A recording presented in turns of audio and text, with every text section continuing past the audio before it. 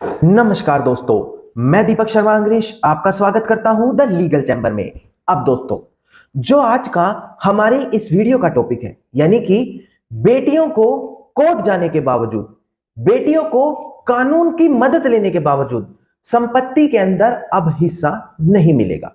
अब आप लोग कहेंगे, सर हमने तो ऐसा सुना है कि बेटियों का बेटों के समान अधिकार है, और आप वीडियो में कह रहे हैं कि सर अब बेटियों को बेटों के समान हिस्सा नहीं मिलेगा। जी हां दोस्तों, मैं आप लोगों को बता दूं कि पहले तो मैं इस टॉपिक पर वीडियो लाना ही नहीं चाह रहा था, पर आजकल जो सिचुएशंस बन रही हैं, लोग मुझसे यहां पर अपॉइंटमेंट लेकर कंसल्टेशन कर रहे हैं, उनकी समस्या सुनने के बाद यहां पर ऐसा लग रहा है कि आपको ऐसी सिचुएशंस भी बताई जाए कि आज भी कानून के अंदर ऐसे लूप होल्स हैं, ऐसी सिचुएशंस हैं जहां पर बेटियों को बेटों के समान अधिकार नहीं दिया जाता। और अगर वैसी स्थिति वहां पर क्रिएट हो रही है तो आप कोर्ट का दरवाजा खटखटाकर भी कुछ नहीं कर पाएंगे। अब दोस्तों, मैं आपको पहले ही बता दूं, इस वीडियो का बनाने का मकसद मुझे किसी भी बेटी को प्रॉपर्टी में अधिकार ना दिलाना नहीं है। मैं केवल यहां पर जो भी वीडियोस लाता हूं, केवल और केवल इंफॉर्मेशनल पर्पस के लिए लाता हूं। तो मेरा आप लोगों से अनुरोध है कि आप भी इसी माध्यम से, इसी तरीके से इस वीडियो को देखेंगे। अब दोस्तों, मैं आपको बता दूं कि आज की इस वीडियो के अंदर मैं जितने भी पॉइंट्स आपको बताने वाला हूं, जितने भी टेक्निक्स आपको बताने वाला हूं, विद प्रोविजंस या फिर ऑनरेबल सुप्रीम कोर्ट या हाई कोर्ट की जजमेंट के साथ बताने वाला हूं। तो मेरा आप लोगों से एक छोटा सा अनुरोध है कि इस वीडियो को तुरंत लाइक कर दें, अपना कमेंट सेक्शन में लिख दें कि आपको हमारी वीडियोस कैसी लगती हैं, कितने समय से आप हमारे चैनल से जुड़े हुए हैं। इसके अलावा इस वीडियो को 24 घंटे के लिए अपने व्हाट्सएप के स्टेटस पर जरूर लगाएं, ताकि सभी लोग इस इंफॉर्मेशन से अप टू डेट रह सकें। तो चलिए दोस्तों, अब आज की इस वीडियो को हम ज्यादा लंबा ना करते हुए आज की इस वीडियो को स्टार्ट करते हैं।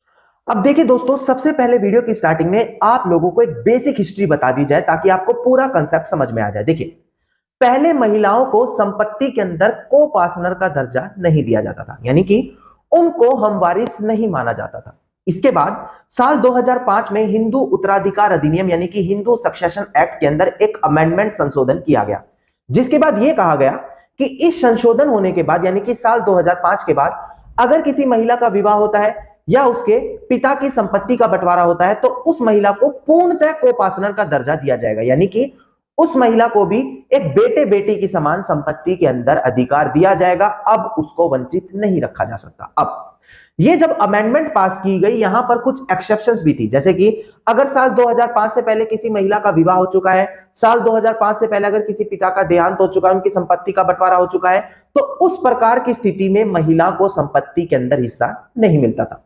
अब ये सारी सिचुएशन जब वहां पर क्रिएट हुई तो साल 2015 में 16 में बहुत इंपॉर्टेंट केस लॉज आए, जैसे कि फूलवती वाला मैटर या फिर दनामा वाला मैटर, जहां पर यही चीज डिसाइड की गई कि ये जो अमेंडमेंट है, यानी कि संशोधन किया गया है साल 2005 से पहले, अगर इससे पहले किसी संपत्ति का बंटवारा हो चुका है तो वहां पर महिला को संपत्ति के अंदर हिस्सा नहीं मिलेगा। इसके अलावा अगर किसी महिला का विवाह इससे पहले हो गया है 2005 से पहले, इसके बावजूद भी उसको संपत्ति के अंदर हिस्सा दिया जाएगा। इन दोनों जजमेंट में कुछ ऐसी सिचुएशन से डील की गई जहां पर ये दोनों कंसेप्ट क्लियर कर दिए गए। अब दोस्तों, साल 2020 के अंदर अगस्त के महीने में एक बड़ी इंपॉर्टेंट जजमेंट आई ऑनरेबल सुप्रीम कोर्ट की विनीता शर्मा बनाम राकेश शर्मा। अब इस जजमेंट में यही चीज क्लियर की गई कि अब ये चीज मायने नहीं रखती कि एक महिला का विवाह चाहे 2005 से पहले हुआ हो, एक महिला की पिता की मृत्यु चाहे 2005 से पहले ही क्यों ना हो गई हो, पर अब महिला को पूरी तरीके से कोपार्टनर माना जाएगा। यानी कि जिस प्रकार से एक बेटे को कोपार्टनर मारकर संपत्ति के अंदर हिस्सा दिया जाता है, इसी तरीके से एक महिला को भी संपत्ति के अंदर अब पूरा का पूरा हिस्सा दिया जाएगा। अब कोई भी एक्सेप्शंस वहां पर नहीं रखी जाएगी। अब दोस्तों, इस जजमेंट के आने के बाद महिला पूरी तरीके से कोपार्टनर के रूप से देखे जाने लगी। अब यहां पर इस जजमेंट के आने के बाद लोगों का मिथ बन गया कि अब पूरी तरीके से महिलाओं को प्रॉपर्टी के अंदर हिस्सा दिया जाएगा, जो कि दोस्तों ऐसा बिल्कुल भी नहीं है। आज भी कानून में ऐसी सिचुएशंस बनती है जहां पर महिला को संपत्ति के अंदर हिस्सा नहीं दिया जाता। अब वो पॉइंट्स मैं आपको सरल हिंदी भाषा में एक एक करके क्लियर करूंगा। उम्मीद करता हूं आप बड़ी ध्यान से इस वीडियो को अब यहां से देखेंगे। अब देखिए दोस्तों, सबसे पहले बात करते हैं, जो संपत्ति होती है, प्रॉपर्टी होती है, वो दो प्रकार की होती है। एक होती है सेल्फ एक्वायर्ड यानी कि स्वार्जित संपत्ति, और दूसरी होती है पैतृक यानी कि एंसेस्ट्रल प्रॉपर्टी।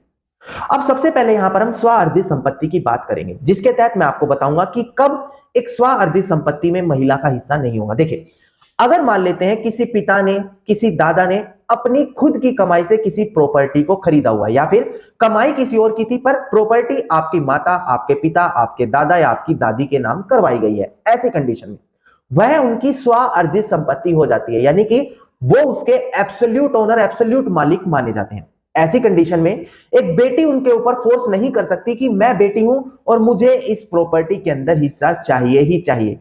वह माता पिता, वह दादा दादी अपने जीवन काल के दौरान कभी भी उस प्रॉपर्टी को विल वसीयत, गिफ्ट डीड, सेल डीड के माध्यम से किसी और को ट्रांसफर कर सकते हैं। अब देखिएगा, अगर सेल्फ एक्वायर्ड प्रॉपर्टी को यहां पर किसी मालिक ने अपने जीते जी ही किसी और के नाम एलिनेट कर दिया, जैसे कि गिफ्ट डीड कर दिया, सेल डीड कर दिया, विल वसीयत कर दिया, तो ऐसी कंडीशन में जो उस संपत्ति का मालिक था, यानी कि एब्सोल्यूट ओनर था, जिसकी वो सेल्फ एक्वायर्ड प्रॉपर्टी, उसका अगर देहांत हो भी गया तो उसके बावजूद वहां पर वो बेटी संपत्ति में हिस्सा नहीं मांग सकती, क्योंकि उसने जीते जी अपनी उस प्रॉपर्टी को किसी और को विल वसीयत कर दिया था, किसी और को गिफ्ट कर दिया था, किसी और को सेल कर दिया था।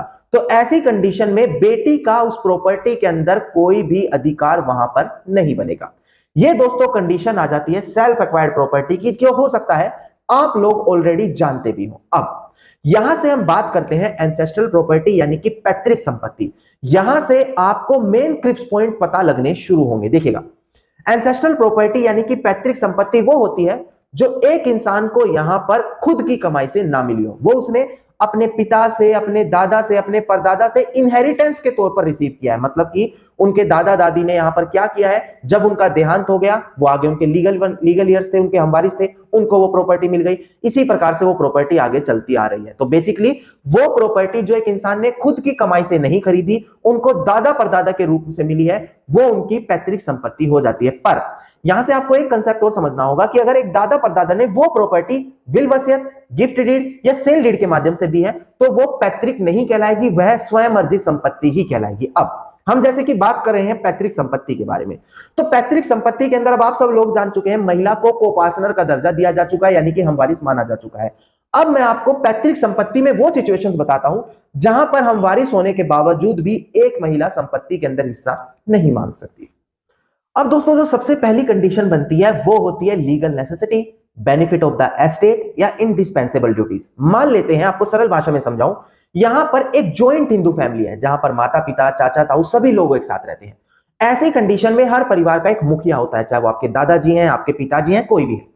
ऐसी कंडीशन में कानून के द्वारा उसको कुछ स्पेशल पावर्स प्रोवाइड कराई गई है कि वो अपने परिवार को मैनेज करने के लिए अपनी उस एंसेस्ट्रल प्रॉपर्टी, अपनी उस जॉइंट फैमिली प्रॉपर्टी को भी बेच सकता है, जहां पर कोई भी बेटी उठकर ये ऑब्जेक्शन नहीं कर सकती कि इसमें हमारा हिस्सा था क्योंकि मैं कोपार्टनर हूं और हमारे हिस्से को बेच दिया गया। अब वो कौन सी कंडीशन होती है वो मैं आपको एक एक करके समझा देता हूं। देखिए, सबसे पहला पॉइंट आता है लीगल नेसेसिटी। अब ये सिचुएशन दोस्तों ऐसी होती है जो आप सुनकर भी समझ रहे होंगे। लीगल मतलब लीगली यानी कि कानूनी रूप से माननीय, और नेसेसिटी मतलब नेसेसरी, जो कानूनी रूप से नेसेसरी था। ऐसी सिचुएशन के अंदर उस प्रॉपर्टी को बेचा गया। डिस्प्ले पर सबसे पहले आप देखकर समझिए कि लीगल नेसेसिटी होता क्या है। देखिएगा, legal necessity mean any necessity, यानी कि कोई भी ऐसी नेसेसरी जहां पर वो कानून के अंदर जस्टिफाइड की जा सके, कानून के द्वारा वो चीज मानी जा सके। उदाहरण के तौर पर आपको बताऊं, मान लेते हैं आपके परिवार में कोई बहुत ज्यादा बीमार पड़ गया, उसके इलाज के लिए आप लोगों के पास पैसे नहीं है, तो ऐसी कंडीशन में फादर के पास ये अधिकार है कि वो अपनी उस एंसेस्ट्रल प्रॉपर्टी को बेच सकता है और उस परिवार के सदस्य का इलाज करवा सकता है।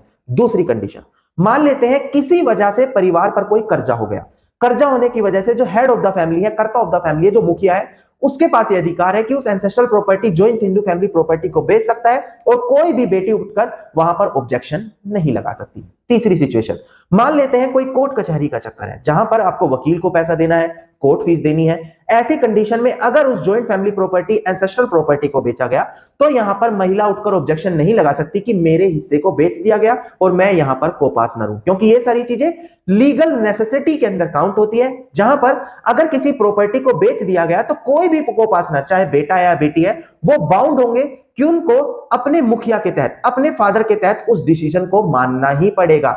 ये आ गया दोस्तों आपका लीगल नेसेसिटी।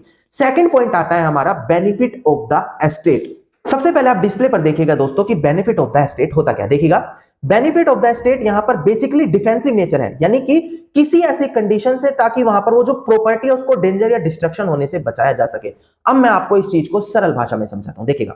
मान लेते हैं आपकी एक प्रॉपर्टी है जो पूरी तरीके से जर्जर हो चुकी है, खराब हो चुकी है। अब ऐसी कंडीशन में आपको उस प्रॉपर्टी पर कंस्ट्रक्शन कराना पड़ेगा, रेनोवेशन करानी पड़ेगी। अब हेड ऑफ द फैमिली होने की वजह से आपके पास यह अधिकार है, आप अपनी उस जॉइंट हिंदू फैमिली प्रॉपर्टी को बेच सकते हैं और वो जो प्रॉपर्टी जिसकी कंडीशन पूरी तरीके से खराब हो चुकी है उसकी मरम्मत या कंस्ट्रक्शन करा सकते हैं। या फिर मान लेते हैं कोई एग्रीकल्चर लैंड है जो उपजाऊ नहीं है, वहां पर खेती नहीं होती, तो हेड ऑफ द फैमिली के पास यह अधिकार है कि उस उपजाऊ जमीन को बेचकर कहीं और पर जमीन खरीद ली जाए जो उपजाऊ है, क्योंकि पहले जो जमीन थी वहां पर खेती नहीं होती थी, बाद में जो जमीन खरीदी गई वो बेनिफिट के लिए खरीदी गई, तो वो उपजाऊ होनी जरूरी है। बेसिकली कोई भी ऐसी कंडीशन जहां पर उस प्रॉपर्टी उस एस्टेट का बेनिफिट किया जा रहा है, ऐसी कंडीशन में जो हेड ऑफ द फैमिली है उसके पास यह अधिकार है कि वो उस प्रॉपर्टी को बेच सकता है। इसके अंदर कोई भी को पार्टनर उठकर ऑब्जेक्शन नहीं लगा सकता दोस्तों। अब दोस्तों जो तीसरी सिचुएशन आती है उसे कहते हैं इंडिस्पेंसेबल ड्यूटीज। अब ये क्या होती है, सबसे पहले आपको डिस्प्ले पर देखकर समझना होगा। देखिएगा यहां पर साफ साफ लिखा है the term implies the performance of those act, यहां से देखिएगा which are religious pious and charitable purpose, यानी कि हेड ऑफ द फैमिली के पास यह अधिकार है कि अगर परिवार के अंदर किसी शादी समारोह का मौका है, किसी बच्चे का जन्म हुआ है, चाहे बेटा हो या बेटी, ऐसी कंडीशन में उस सेरेमनी को करने के लिए अपनी जॉइंट फैमिली प्रॉपर्टी या एंसेस्ट्रल प्रॉपर्टी को बेच सकता है। या फिर चैरिटेबल पर्पस के लिए, डोनेशन के लिए, किसी मान लेते हैं ट्रस्ट में डोनेट कर दी, किसी मंदिर मस्जिद में डोनेट कर दी, पर यहां पर एक रूल है कि पूरी की पूरी प्रॉपर्टी कभी भी डोनेट नहीं की जाएगी, केवल कुछ पार्ट। जैसे कि मान लेते हैं अगर 100 बीघा जमीन है तो मात्र 5 से 10 बीघा ही डोनेट कर सकते हैं। हाँ, अगर सेरेमनीज है, किसी फंक्शन के तहत प्रॉपर्टी बेची जा रही है तो वहां पर ये लिमिटेड ऑफर नहीं है, वहां पर पूरी की पूरी प्रॉपर्टी वहां पर डोनेट की जा सकती है, मतलब उसको बेचा जा सकता है। अगर कोई सेरेमनी है, किसी बच्चे का जन्म हुआ है, किसी का शादी विवाह हुआ है, इसको कहते हैं दोस्तों इंडिस्पेंसेबल ड्यूटीज, यानी कि कोई रिलीजियस पर्पस, किसी सेरेमनी को करने के लिए जब किसी एंसेस्ट्रल प्रॉपर्टी या जॉइंट फैमिली प्रॉपर्टी को बेचा जाता है और कोई भी को पार्टनर उठकर ऑब्जेक्शन वहां पर नहीं कर सकता। अब दोस्तों इसके बाद हम बात करेंगे हिंदू सक्सेशन एक्ट, यानी कि हिंदू उत्तराधिकार अधिनियम के सेक्शन 25 एंड 26 के बारे में। देखिएगा डिस्प्ले पर सबसे पहले आपको सेक्शन 25 दिखाई देगा, मैं ये आपको समझा देता हूं। देखिए यहां पर लिखा है मर्डर डिस्क्वालीफाई, यानी कि एक पर्सन हु कमिट्स मर्डर, जो मर्डर करता है या abets the commission of murder या किसी और के थ्रू मर्डर कराता है, shall be disqualified from the inheriting the property of the person murderer, यानी कि अगर ऐसी कंडीशन कोई बन रही है जहां पर कोई मर्डरर है या फिर कोई ऐसी सिचुएशन है उसने किसी और के थ्रू किसी का मर्डर कराया, बेसिकली अपने माता पिता का, अपने दादा दादी का, तो उनको उस प्रॉपर्टी से डिस्क्वालीफाइड कर दिया जाता है। यह माना जाता है कि हाँ, इस बच्चे का इस संपत्ति के तहत कोई हक नहीं बनता, उसका इस परिवार में कभी भी जन्म नहीं हुआ। अगर एक बेटी ऐसी कोई सिचुएशन कर रही है कि सीधा अपने माँ बाप का मर्डर करा रही है या फिर मर्डर होने के अंदर उस बेटी का कोई हाथ निकलता है, तो ऐसी कंडीशन में सेक्शन 25 के तहत उस बेटी को डिस्क्वालीफाइड कर दिया जाएगा और वो एंसेस्ट्रल प्रॉपर्टी के अंदर क्लेम नहीं कर पाएगी। अब दोस्तों बात करते हैं हम यहां पर section number 26 Hindu succession act के बारे में। अब दोस्तों यहां पर आप देखिएगा सेक्शन 26 हमारा कहता है कन्वर्ट डिसेंडेंट डिस्क्वालीफाइड, यानी कि जब से यह एक्ट पास हुआ है या इस एक्ट के पास होने से पहले एक हिंदू जो अपना धर्म किसी और में बदल लेता है, तो ऐसी कंडीशन में उनके जो बच्चे होते हैं वो इस प्रॉपर्टी के अंदर क्लेम नहीं कर सकते। उदाहरण के तौर पर मान लेते हैं एक एंसेस्ट्रल प्रॉपर्टी है, यहां पर उनके माता पिता ने धर्म का परिवर्तन कर लिया किसी भी कारण से, चाहे शादी करी चाहे कुछ भी कारण रहा, ऐसी कंडीशन में उनके जो डिसेंडेंट्स है, बच्चे हैं, लड़का है, लड़की है, तो ऐसी कंडीशन में वो उठकर अपनी उस एंसेस्ट्रल प्रॉपर्टी के अंदर क्लेम नहीं कर पाएंगे। हिंदू सक्सेशन एक्ट सेक्शन 26 इसके बारे में साफ साफ लिख देता है। यह चीज भी यहां पर आपको समझनी बहुत जरूरी थी दोस्तों। अब दोस्तों बात कर लेते हैं मेंटेनेंस की, यानी कि हम सभी लोगों को पता है कि चाहे एक बेटा हो या बेटी हो, उनका यह कर्तव्य बनता है कि जो अपने पेरेंट्स हैं, सीनियर सिटीजन है, उनकी मेंटेनेंस करे अगर वो इस चीज में सक्षम नहीं है। तो ऐसी कंडीशन में मैं दिल्ली मेंटेनेंस की जो साल 2017 में अमेंडमेंट हुई थी वो रूल आपको समझाने वाला हूं, डिस्प्ले पर आप देख सकते हैं। देखिएगा दोस्तों जजमेंट यहां पर जो पास की गई थी 18 जुलाई 2018 को पास की गई थी। यहां पर जो जजमेंट का नेम है Shrimati Darshana versus Government of NCT of Delhi. यहां पर जो दिल्ली का अमेंडमेंट रूल है सीनियर सिटीजन एक्ट का, उसका रूल 22 सब क्लोज 3(1)(i) के बारे में बात की गई है। यहां से देखिएगा सीनियर सिटीजन इस चीज से भी एंटाइटल है कि वो अपने बेटा हो या बेटी या कोई भी लीगल ईयर हो, उनको प्रॉपर्टी से बेदखल कर सकते हैं, whether it is an ancestral और सेल्फ एक्वायर्ड प्रॉपर्टी, चाहे वो उन लड़का या लड़की की एंसेस्ट्रल प्रॉपर्टी हो या सेल्फ एक्वायर्ड प्रॉपर्टी हो। मैं आपको समझा देता हूं। मान लेते हैं आप दिल्ली के एक सिटीजन है, आपकी उम्र 60 वर्ष से अधिक है, ऐसी कंडीशन में आपने भले अपनी बेटी को प्रॉपर्टी ऑलरेडी विल वसीयत के माध्यम से, गिफ्ट डीड के माध्यम से, रिलीज डीड के माध्यम से दे दी है, अब वह आपकी देख रेख नहीं कर रहे, या फिर हो सकता है आपने अपनी प्रॉपर्टी अभी भी ट्रांसफर नहीं की, वो यहां पर एंसेस्ट्रल प्रॉपर्टी होने की वजह से घमंड रखते हो और आपकी देख रेख नहीं करते। तो ऐसी कंडीशन में आपके पास कानून में अधिकार दिया गया है कि आप उनको उस पैतृक संपत्ति से, अपनी स्वयं मर्जी संपत्ति से पूरी तरीके से उनके अधिकारों को खत्म कर सकते हैं अगर वह आपकी मेंटेनेंस नहीं कर रहे और आपकी उम्र 60 वर्ष से अधिक है। दोस्तों यह चीज भी यहां पर आपको पावर प्रोवाइड कराती है सीनियर सिटीजन्स को। अब दोस्तों मैं डिस्प्ले पर आपको ऑनरेबल सुप्रीम कोर्ट की साल 2020 की सबसे महत्वपूर्ण जजमेंट डिस्कस कर लेता हूं। देखिएगा यहां पर आपको जजमेंट का नाम दिखाई देगा, विनीता शर्मा बनाम राकेश शर्मा। 11 अगस्त 2020 को इस जजमेंट को पास किया गया था। इसका सिविल अपील नंबर है 32601 ऑफ 2018। अब दोस्तों ऑनरेबल सुप्रीम कोर्ट के सामने एसएलपी यानी कि स्पेशल लीव पिटिशन के माध्यम से ये जो जजमेंट थी ये वहां पर पहुंची थी, ये वहां पर केस पहुंचा था। अब यहां पर केवल महिला को अधिकार ही नहीं दिया गया, यहां पर कुछ ऐसी सिचुएशंस भी बताई गई थी जहां पर महिला को संपत्ति के अंदर हिस्सा नहीं मिलेगा। वो सिचुएशंस मैं आपके साथ डिस्कस कर लेता हूं। देखिएगा दोस्तों, अब यहां पर अगर किसी महिला का विवाह जैसे कि 2005 से पहले हुआ या पिता के मृत्यु 2005 से पहले हुए, इस चीज से कोई भी लेना देना नहीं रहा, पर अगर किसी पैतृक संपत्ति का बंटवारा 2005 से पहले हो चुका है तो वो महिला उठकर उस बंटवारे को दोबारा से रीओपन नहीं कर सकती कि मुझे को-पार्टनर का दर्जा दे दिया गया है, मुझे इस प्रॉपर्टी के अंदर अब हिस्सा चाहिए ही चाहिए। यानी कि 2005 से पहले किया गया बंटवारा अब महिला ओपन नहीं करवा सकती, चाहे वह मौखिक रूप से ही क्यों ना हुआ हो या फिर फैमिली पार्टीशन के थ्रू हुआ हो जो रजिस्टर्ड नहीं है। क्योंकि मैंने ऑलरेडी अपने चैनल पर वीडियो अपलोड किया जहां पर यह बताया हुआ है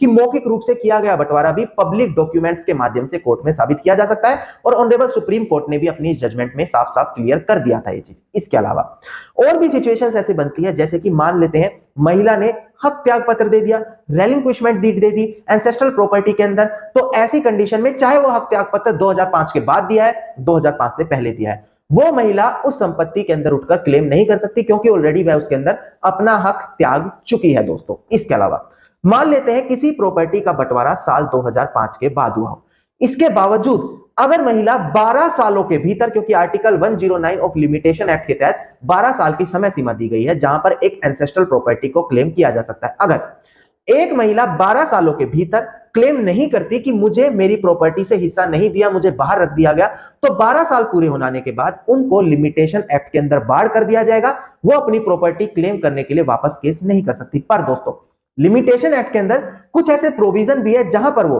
12 साल डिले होने का एक वैलिड रीजन दे देती है, तो वैलिड रीजन कोर्ट अगर एक्सेप्ट करता है तो 12 साल के बाद भी वो क्लेम कर सकती है। ये चीज भी मैं यहां पर साफ साफ आप लोगों को बता दूं ताकि आपके मन में कोई भी कंफ्यूजन ना रहे। अब दोस्तों ये सारी सिचुएशंस मैंने आपको क्लियर की जिसके अंदर सेल्फ एक्वायर्ड प्रॉपर्टी या एंसेस्ट्रल प्रॉपर्टी दोनों के अंदर महिला को संपत्ति में आज भी हिस्सा नहीं दिया जाता। अब दोस्तों अगर आपको हमारी ये वीडियोस अच्छी लगी, मेरे द्वारा किए गए एफर्ट्स अच्छे लगे, तो मेरा आप लोगों से केवल छोटा सा अनुरोध है, वीडियो को प्लीज लाइक कर दें और अपना कमेंट सेक्शन में जरूर डालें कि आपको हमारी वीडियोस कैसी लगती है, कितने चैनल से आप हमारे चैनल से जुड़े हुए हैं, कितने टाइम से, कितने समय से आप हमारी वीडियोस देख रहे हैं, कौन से राज्य से आप बिलोंग करते हैं, जो भी आपको अच्छा लगता है आप यहां पर डाल सकते हैं। इसके अलावा अपने व्हाट्सएप स्टेटस के अंदर 24 आवर्स के लिए इस वीडियो को स्टेटस पर जरूर लगाएं ताकि सभी लोगों तक इंफॉर्मेशन ये पहुंच सके। इसके अलावा अगर आप मुझसे पर्सनली कंसल्ट करना चाहते हैं तो डिस्क्रिप्शन में मैंने आप लोगों को नंबर दिया है, उस नंबर पर आप कॉल करके अपनी अपॉइंटमेंट बुक कराकर डायरेक्टली भी मुझसे कंसल्ट कर सकते हैं। इसके अलावा अगर आप इसी प्रकार की इंफॉर्मेटिव वीडियोस रोजाना पाना चाहते हैं तो तुरंत चैनल को सब्सक्राइब करते हुए नोटिफिकेशन बेल आइकन जरूर दबा दें।